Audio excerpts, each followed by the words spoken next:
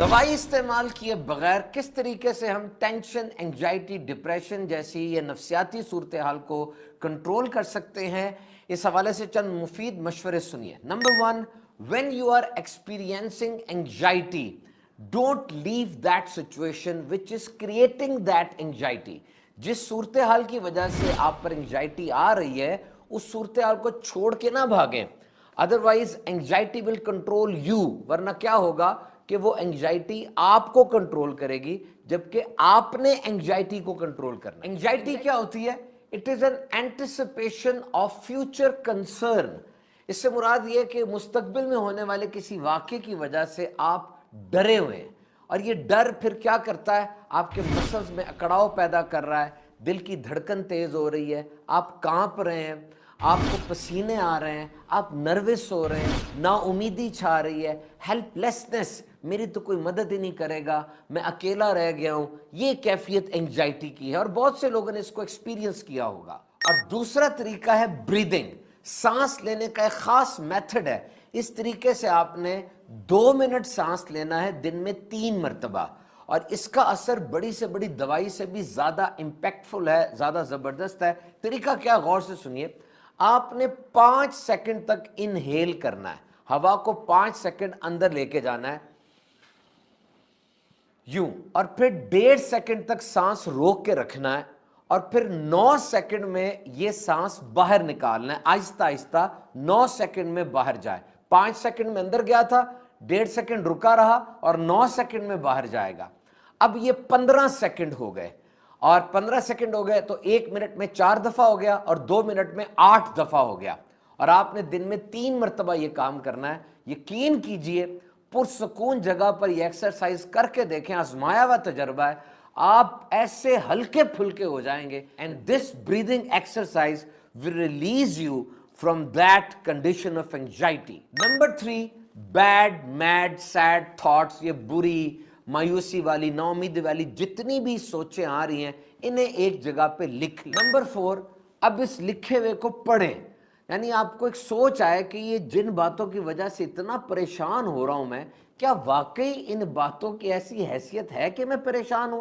Contemplate करेंगे, सोचेंगे, उस लिखे हुए को पढ़ेंगे तो बहुत कुछ सीखेंगे। Number 5, kill the ants, ANTS, automatic negative thoughts, kill them. ये जो खुद ब खुद मनफी सोचें आ रही हैं, इनको उसी जगह पर मार देने की आदत बनाएं। Number 6, keep your self physically active. अपने आप को फिजिकली एक्टिव रखें। एक्सरसाइज, जॉगिंग, वॉकिंग, वर्कआउट, ये जरूर करें। Exercise is the best stress reducer. ये टेंशन, एंजाइटी को कम करता है। Start slowly but gradually increase it. Aahista Aahista शुरू करें, आहिस्ता आहिस्ता इसको शुरू करके फिर इसको बढ़ाते चले जाएं। अगर एक बंदा एक्सरसाइज नहीं कर रहा और फिर भी शिकायत करता है कि वो एंजाइटी, टेंशन, डिप्रेशन का मरीज बनता जा रहा है, तो ये कसूर हम उसी को देंगे। वाकई एक्सरसाइज इंसान के मूड को रिफ्रेश कर देती है। नंबर 7, किसी किस्म का नशा बचने के तौर पर, एस्केप रूट के तौर पर, कि मैं नशा करूंगा तो बच जाऊंगा, बिल्कुल ऐसा ना करें। कभी भी गंदे पानी से पाकी हासिल नहीं की जा सकती। नशे की तरफ नहीं जाना। Number 8, make sleep a priority. सोने को कभी भी कुर्बान ना करें। जो सोने के औकात हैं उसमें सोए, नींद पूरी ले। इससे इंसान के जिस्म के अंदर जो गंद पैदा हो रहा होता है वो खुद ब खुद ड्रेन हो जाता है और दिमाग फ्रेश हो जाता है। Number 9, eat healthy foods. तहकीक के मुताबिक ये 4 चीज़ें ये डिप्रेशन, एंजाइटी में मदद करती हैं, इंसान को इनसे बचाती हैं। उनमें वेजिटेबल्स हैं, फ्रूट्स हैं, होल ग्रेन्स हैं और फिश है।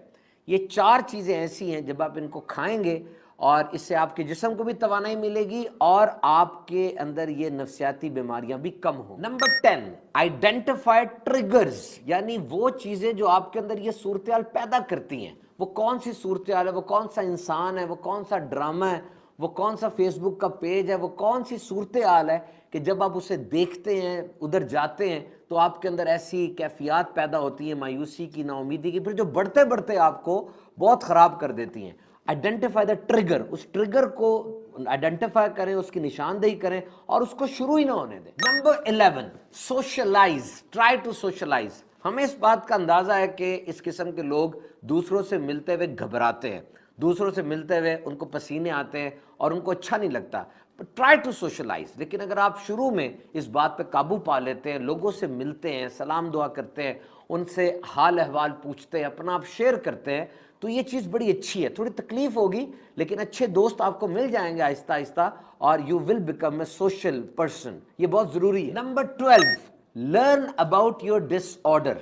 जो आपको प्रॉब्लम है इसके बारे में जानिए। नफ्सियाती बीमारियां, नफ्सियाती सूरत हाल ये बहुत इकसाम की होती है, बहुत छोटी, बहुत बड़ी, दरमियानी, नाम भी मुख्तलिफ है, कैफियत भी मुख्तलिफ हैं। तो आप किसी तजर्बाकार साइकियाट्रिस्ट या साइकोलॉजिस्ट से बात करें। उससे जब आप बात कर लेंगे तो आपको सूरत हाल का अंदाज़ा होगा कि वाकई क्या दवाइयों की ज़रूरत है या नहीं है, किस अंदाज से ये काम होगा। अपनी फैमिली को, करीबी दोस्तों को इन्वॉल्व करें अपने साथ, अकेले ना हो जाए। जब इन्वॉल्व करेंगे सब मिलके इसका हल ढूंढ लेंगे। Number 13, stick to your treatment plan. और अब जो ट्रीटमेंट का प्लान आपको मिला, जो अंदाज आपको दिया गया, किस तरीके से आपने इलाज करना है, गुफ्तगू से इलाज होगा, छोटी मोटी दवाई खानी पड़ सकती है, उस पर स्टिक रहें। बहुत ज़्यादा लोग दवाई से, काउंसलिंग से ठीक हो रहे होते हैं लेकिन वो छोड़ देते हैं, थेरेपी से हट जाते हैं, तो ज़्यादा नुकसान हो जाता है। तो stick to the treatment plan. Number last but most important, अहम तरीन क्या है? इबादत कीजिए।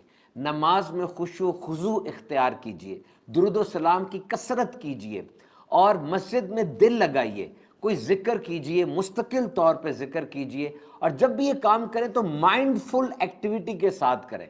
नमाज पढ़ रहे तो पूरी तवज्जो नमाज की तरफ खींच कर लगाएं, एब्जॉर्ब हो उस कैफियत से, एक लुत्फ आए आपको।